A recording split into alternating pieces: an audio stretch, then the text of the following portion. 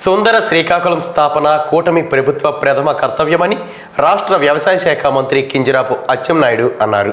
గడిచిన 7 నెలల్లో Srikakulam municipal corporation పరిధిలో యుద్ధ ప్రాతిపదికన నగర సుందరీకరణ పనులు శరవేగంగా జరుగుతున్నాయని చెప్పారు. రథసప్తమి పండుగను రాష్ట్ర పండుగగా ప్రకటించడంతో శ్రీకాకుళం నగరమంతా సుందరంగా ముస్తాబు చేస్తున్నామని తెలిపారు. శ్రీకాకుళంలో మంత్రి అచ్చెన్నాయుడు మీడియాతో మాట్లాడుతూ అరసవల్లి క్షేత్రాన్ని అభివృద్ధి చేసేందుకు కేంద్ర ప్రభుత్వం ప్రసాదం పథకం కింద 100 కోట్ల రూపాయలు మంజూరు చేస్తోందని, దీనికి సంబంధించిన అనుమతులు త్వరలో రానున్నాయని చెప్పారు.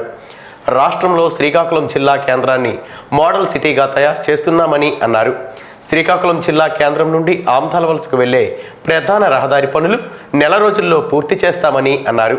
శ్రీకాకుళం నగరంలో ప్రధాన రహదారులన్నీ సుందరీకరణ జరుగుతున్నాయని చెప్పారు.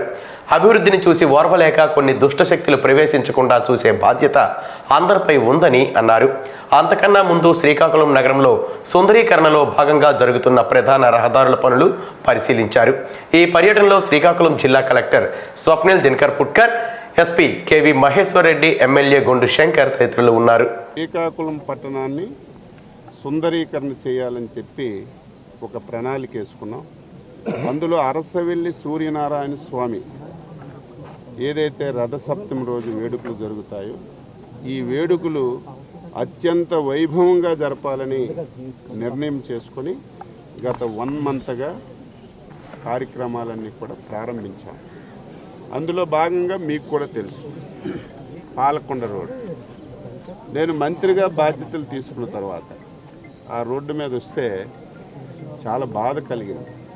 ఇది అడవిలో ఉన్నామా, శ్రీకాకుళం పట్టణంలో ఉన్నామా అని చాలా బాధ, ఆవేదన కలిగింది.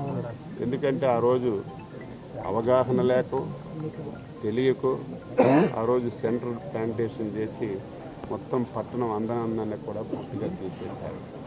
ఆ రోజే చెప్పాను, మొత్తం మొక్కలన్నీ కూడా తీసి మళ్ళీ సెంట్రల్ డివైడర్ కట్టి మంచి ఆహ్లాదకరమైనటువంటి మొక్కలు పెట్టి ఆ పాలకొండ రోడ్డు రూపురేఖలన్నీ మారుస్తామని చెప్పి రేపు 1వ తారీఖుకి అది చాలా బ్రహ్మాండంగా తయారవుతుంది.